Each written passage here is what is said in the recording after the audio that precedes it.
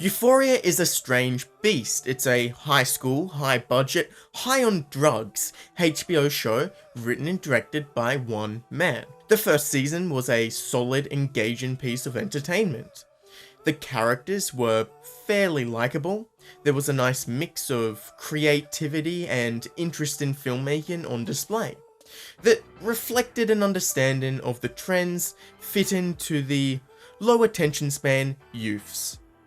It wasn't flawless, it relied heavily on 90s nostalgia, some more self-control with the number of licensed music was needed, the narration was basically cheating for characterization. Sometimes, when I get really high, I kinda think I'm psychic.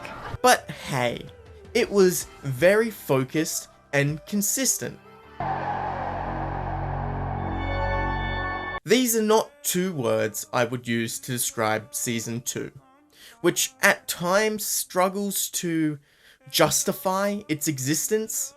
For me, Season 2 feels like a late teen, unsure of their place in the world. Should I be quirky? Sarcastic? Is this my weird neon goth cyberpunk phase? Am I into girls, guys, and anything in between? In fact, a positive reading of this may be that Euphoria's sophomore year reflects that feeling of doubt and disorientation that sets into contemporary kids just trying to find their place in the world. However, I am leaning a bit more towards criticism. The entire season ranges between regular teen drama, breakdown of a dad, quick-fire witty dialogue. Are you making fun of me, or did you actually think I was auditioning for Oklahoma? Why the fuck would you audition for Oklahoma? I'm not! Then why the fuck do you look like you're auditioning for Oklahoma?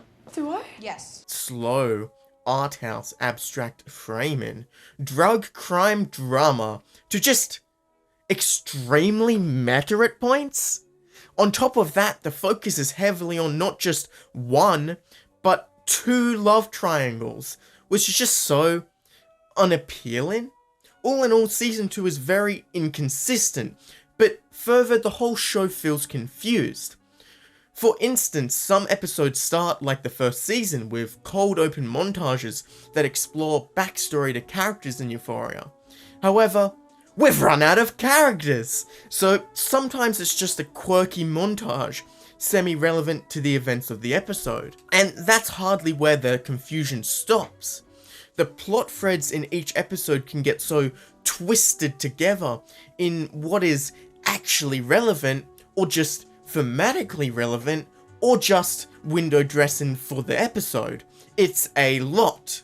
Especially the final two episodes, which are an extremely high budget school production of essentially Euphoria.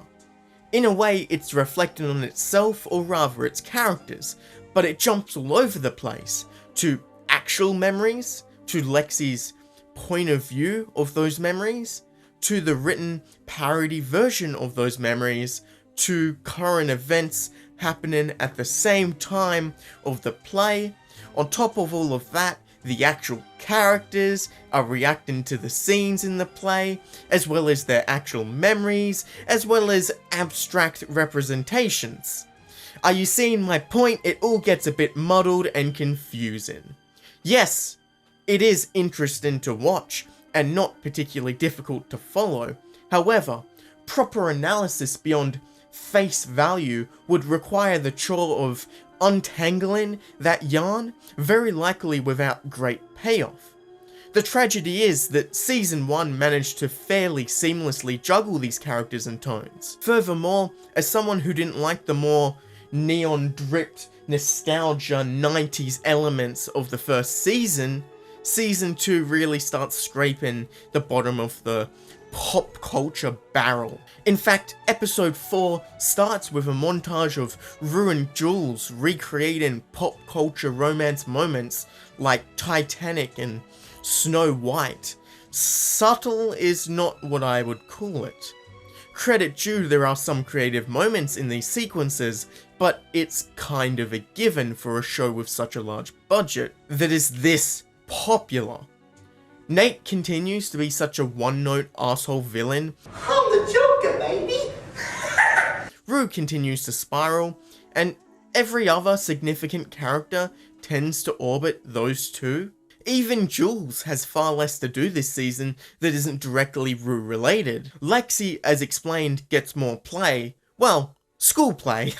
I don't think Lexi is a character that needed to be brought to the forefront. Even more so connected to everyone else's favourite side character, Fez.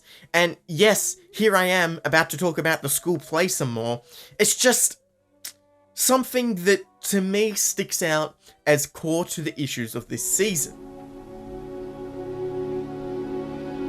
It's production value in the literal sense, for no other point than being flashy and expensive. The show even adopts a hilarious classical score that clashes with everything before it. A positive reading of this may be that this is closer to Lexi's style. Dreaming them up into something bigger. Particularly with the theatre performance. However, perhaps classical renditions of the songs commonly used in Euphoria would have worked better. Very specifically, there's a line that sticks out to me as almost like Sam Levinson speaking to the audience. Art should be dangerous.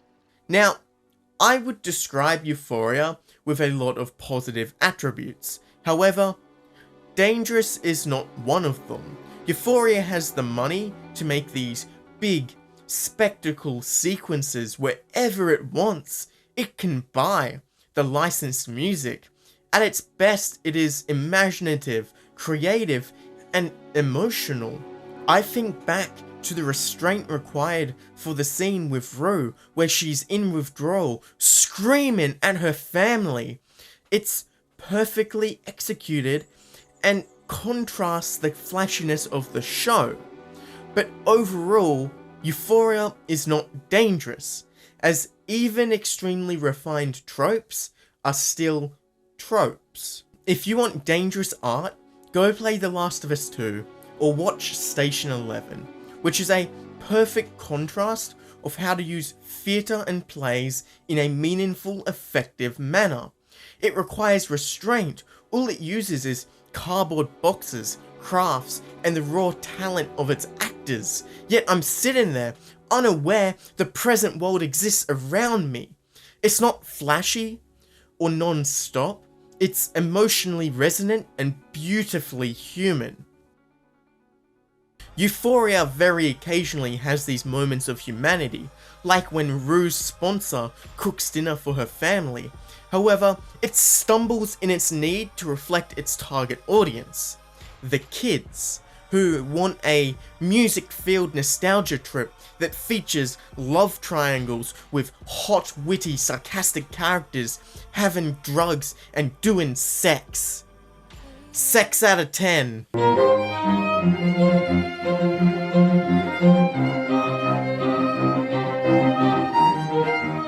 Don't forget to click below to subscribe